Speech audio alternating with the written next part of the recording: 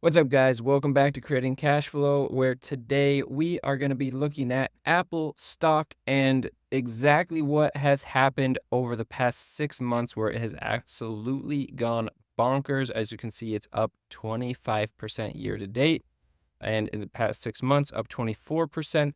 So this was already a stock that was doing incredible, and it's just gone even crazier. I own a bunch of Apple stock, and whenever takes a jump like this, it makes me wonder if I should sell it and invest it into an index fund or ETF that's a bit more diversified and would probably be safer. But you can never argue with the performance of Apple, up over 356 over the past 5 years. And this is pretty consistent in any 5-year period you choose. So I'm looking for some thoughts from you guys on what you would do with your Apple stock. Would you sell off some of it, all of it?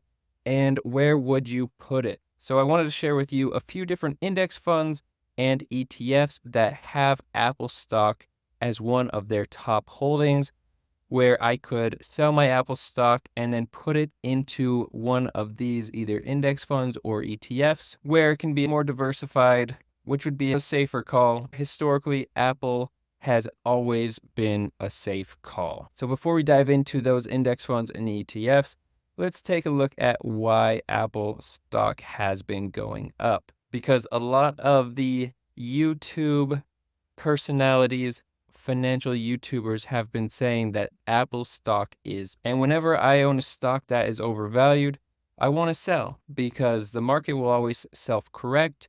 That definitely happened with some of the Tesla stock I owned. Everything ends up correcting and going in its proper way. And I want to be able to maximize the amount of money I earn from my investments. So the big thing that has been going on is Apple Intelligence, or AI for the rest of us, which is the big announcement of how Apple is going to be integrating AI into their cell phones and basically their software, computer, etc. And it's gotten a lot of excitement.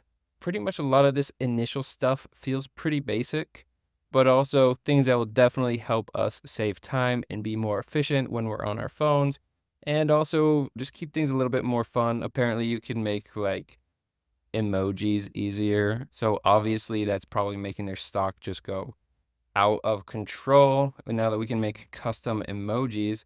But it's helping you with things like writing prompts. If you write an email, it's going to scan it rather than you copying and pasting it into ChatGPT. It'll be built into the software automatically, which is pretty nice. This could be the big change on a smartphone that we have been looking for, that we just haven't seen in a long time. Every new smartphone is simply a bigger battery and a better camera, allegedly, because really the batteries always end up pooping out after about a year anyway. But this would be the first time that Apple takes a significant jump in the processing power. What Siri was supposed to be, AI can now fill in that gap.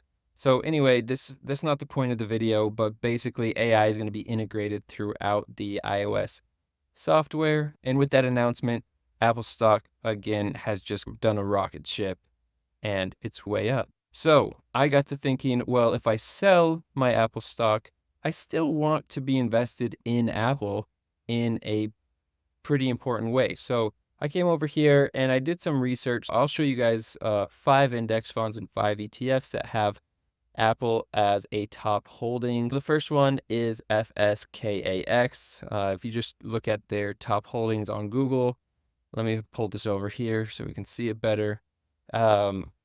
You can see we have Apple sitting here at 5.47% of the total holding here on FSKAX. Just look at this over time, where we have the last 5 years of the index fund versus the last 5 years of Apple. And remember, Apple is a top holding in each of these index funds that we'll talk about. The first one here, FSKAX, 80%. Then if we look at VTSAX, which I have probably owned for at least 5 years, is up, 78% over the past 5 years. SWPPX, is up 85% over the past 5 years. FXAIX is up 85% over the past 5 years.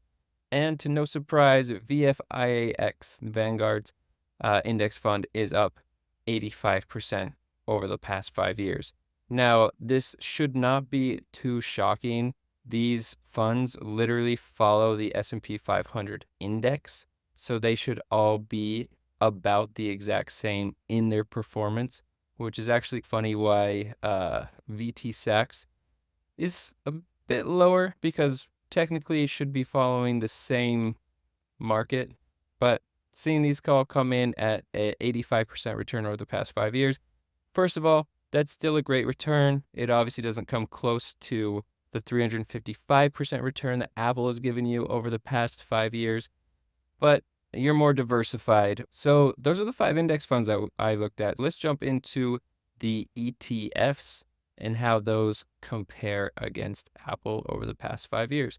So the first one is SPY here. And over the past 5 years, again, 86.94%. So that is awfully close to the 85%. I guess it beat the other ones by almost 2% there, which is great. QQQ, which is one of my favorites, is up 157% over the past 5 years. So they are crushing it. QQQ, like I mentioned, it's one of my favorites. It's been a great investment for me to always chip away and buy more QQ whenever possible. Next is VGT, which I don't own any VGT, but it's looking like I should. That's up 175% over the past 5 years, which is obviously great performance. Next up is IYW, which is up 204%, which actually I had never heard of IYW until I made this video. So this is educational for me as well. I want to figure out if there is a better place to place my money for both growth and security. So far, this would be the best option based on the 5-year performance.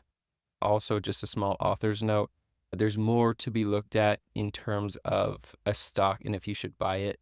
There's more to it than just seeing the past 5 years performance. But that's a pretty good indicator for starters on how to look at how something will perform over the next little bit. And finally, XLK, which is another one I had never heard of.